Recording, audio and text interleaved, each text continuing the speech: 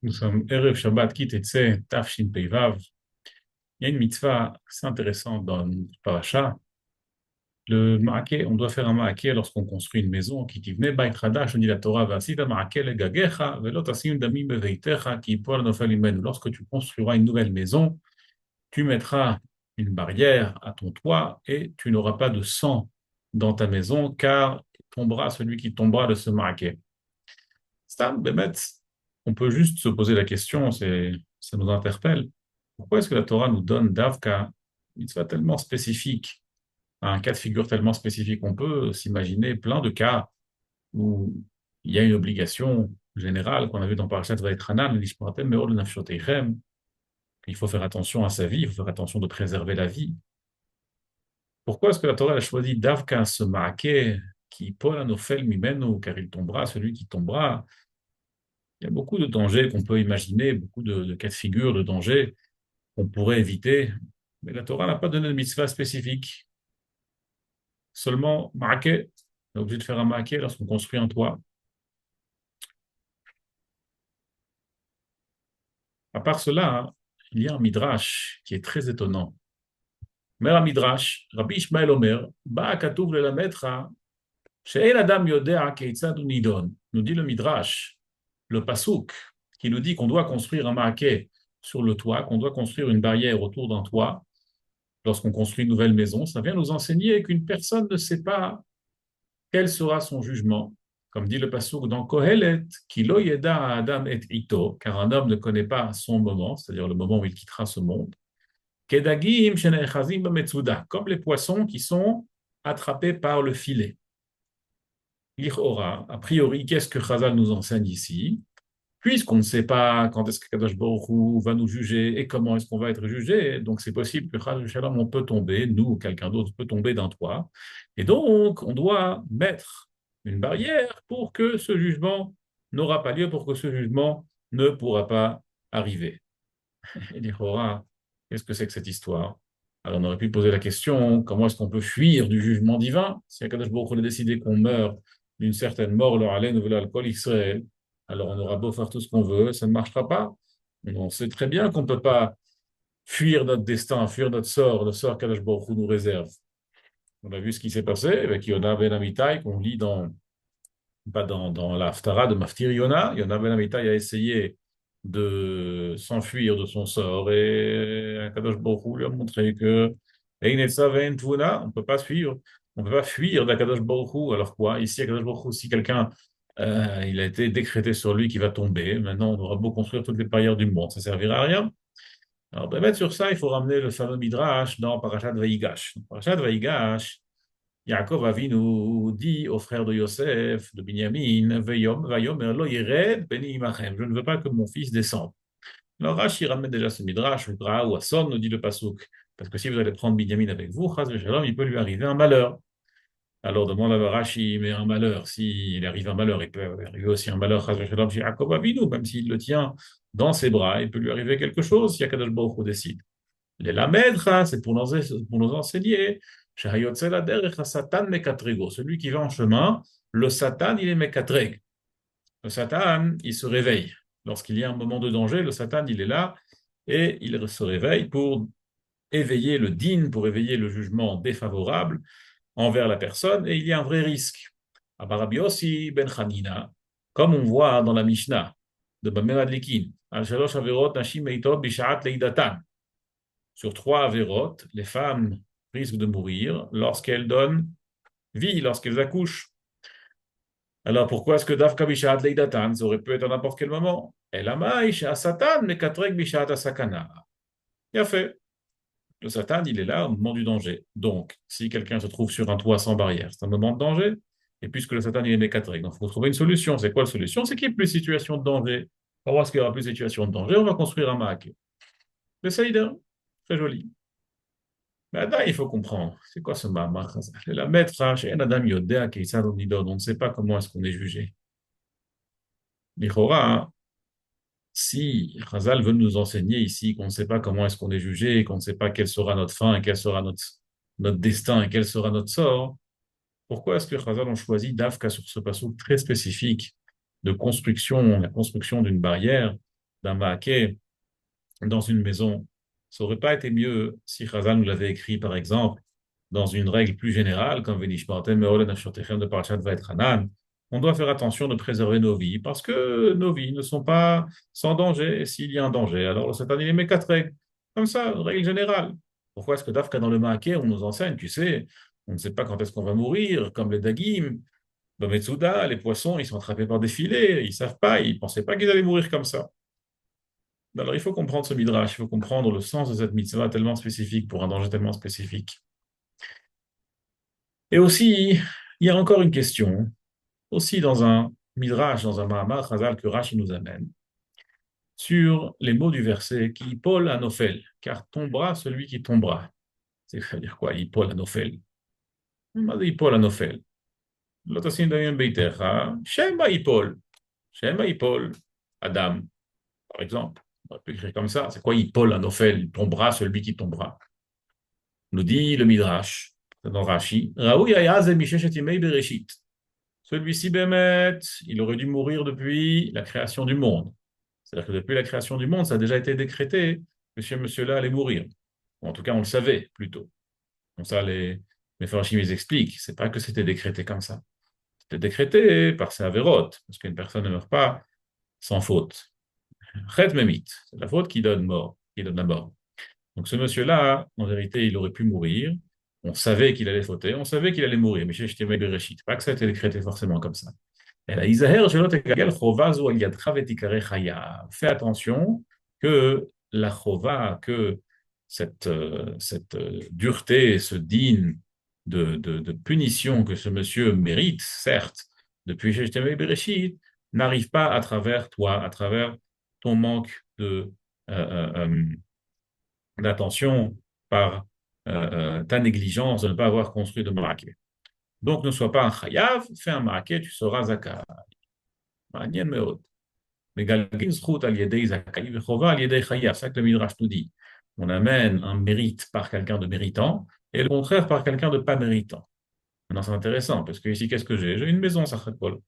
Et quoi? Et s'il meurt parce que je n'ai pas construit de maraké, alors je suis un pas méritant. Mais s'il ne meurt pas parce que j'ai construit un maraké, je suis méritant. C'est-à-dire quoi? C'est-à-dire que simplement en ayant fait une mitzvah, d'avoir construit un maraké, ça y est, je deviens méritant. C'est tout. Mais si le monsieur, il est peut-être pas méritant, si Bémet, ce monsieur, il a fait Torah, il a transgressé toute la Torah, juste le simple fait qu'il ait fait un maquet, c'est bon, il devient Zakai. Qu'est-ce que c'est que cette histoire? Simplement, en faisant un maquet, je deviens Zakai, maintenant, mes Galgelin, Zchut al Yedei Zakai. Alors, il faut comprendre tout cela. Il faut comprendre pourquoi est-ce que cette mitzvah spécifique pour ce danger spécifique. Il faut comprendre le midrash de Rabbi Ishmael qui rapportait dans le Sifri, qui nous dit qu'une personne ne sait pas comment elle est jugée, donc on doit faire un maquet parce qu'on ne sait pas quelle fin, quel sort Kadosh Baruch Hu nous réserve. Et il faut aussi comprendre c'est quoi cette histoire de Megalgelin, Zchut al Yedei Zakai. Simplement en ayant fait un maquet, je m'appelle Zakai et je ne suis plus Chayav. Qui Paul Anofel Mimenu. La chose intéressante. À part l'archat de Chazal, qui nous disent que Raoé Alipol, Bereshit, qui Paul Anofel, tombera celui qui tombera.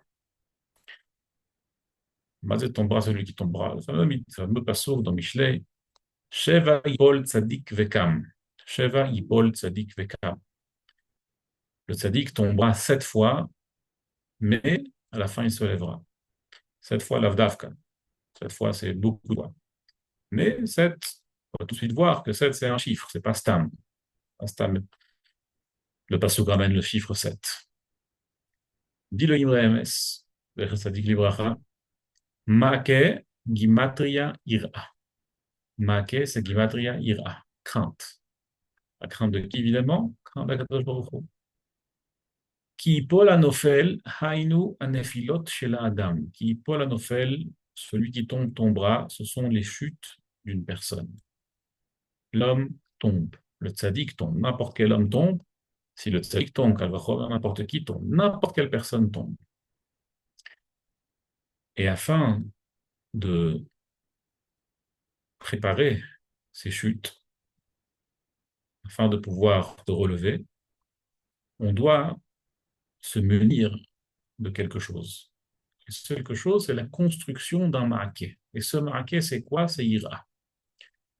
pour pouvoir se relever après être tombé, parce qu'on tombe tous, il faut se munir d'une ira pour pouvoir, de ira shmaim, pour pouvoir se relever. Et c'est ça qui est meroumaz dans le pasuk, Be'asitama akeleka gera, qui pol anofel mimen, car il tombera celui qui tombera. Alors, ben, il y a le, le Balatourim nous dit que Beit Hadash, qui t'y Beit Hadash, dit le Balatourim, c'est quoi? C'est Beit Hamikdash. Yen Meod, Beit Hamikdash. Beit Hadash et Beit Hamikdash. Alors, Bémet, le pasouk de Mishlei qui commence par termine, Paul Tzadik Bekam, commence par Al Te'erov Racha Linvei Tzadik.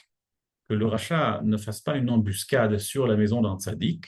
Al Tishdod Rivzo, n'essaye pas de lui voler son endroit où il vit. Kisheva et Paul Tzadik Vekam nous explique là-bas, hein, Rabbeinu Yonah, dans Sefer Mishlei, que il dit, c'est en fait, c'est une leçon au rachat. On dit au rachat, n'essaye pas de faire une embuscade pour pouvoir attraper la maison d'un tzaddik lorsqu'il est en difficulté. Lorsque tu vois un tzaddik tomber, tu vas essayer de prendre sa maison parce que tu vois qu'il est en pleine chute, donc il ne va pas réussir à garder sa maison. Ne le fais pas. Pourquoi? Parce que même s'il tombe, il va se relever. Kisheva Paul Tzadik Vekam. Donc on parle là d'une maison. Mais la maison, c'est pas seulement la maison d'un tzaddik. La maison, c'est aussi la maison d'Akadosh Baruch Hu. C'est ça que le Baal HaTurim nous dit, Beit Hadash, c'est Beit Hamikdash. C'est Beit Hamikdash.